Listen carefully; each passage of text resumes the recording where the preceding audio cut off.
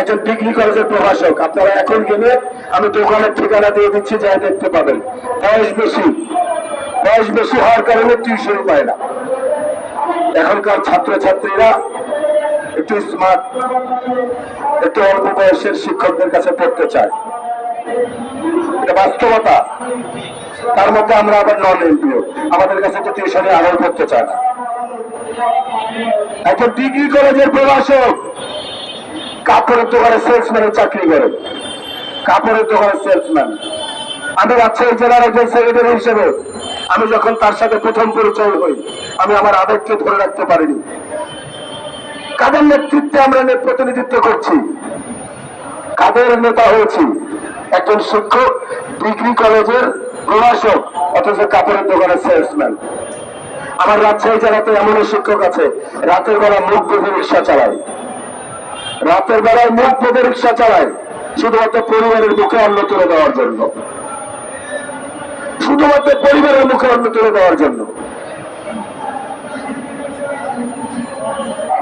আমার রাজশাহীতে আমি, আপনারা জানেন, একজন উত্তর নেন তাহলে হবে। আমার রাজশাহীতে যারা আমাকে হাসপাতালে দেখতে গিয়েছিলেন, অনেকে আমাকে বাসায় দেখে এসেছেন। একজন মনে মনে উত্তর নেন।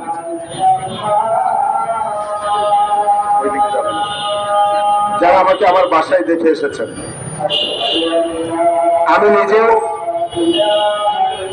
একটা পাবলিক কোম্পানিতে চাকরি করতাম, আল্লাহ তারা খুব ভালো রেখেছিল। ওই চাকরি থাকলে আমার নন এমপির আন্দোলনে আসার প্রয়োজন হতো না। আল্লাহ তারা আমার ভাগ্যকে ওইভাবে সাজিয়ে দিয়েছে। আমার রিজিক যতটুকু পর্যন্ত এখানে ছিল ততটুকুই রেখেছে।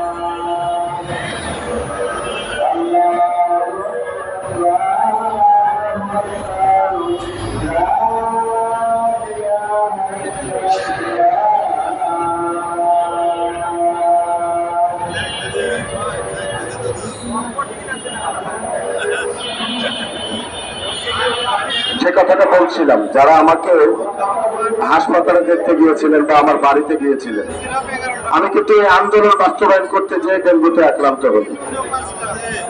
আমি যেখানে চাকরি করতাম সেখান থেকে শুধুমাত্র ব্রেন স্ট্রোক করার কারণে আমার চাকরি, ঢাকা শহরে আমার 22টা মেশিং এর একটা গার্মেন্টস এর কারখানা ছিল, আমার একটা পাইকারি হোলসেলের শোরুম ছিল, সব শেষ শুধুমাত্র মাথা করতে যে।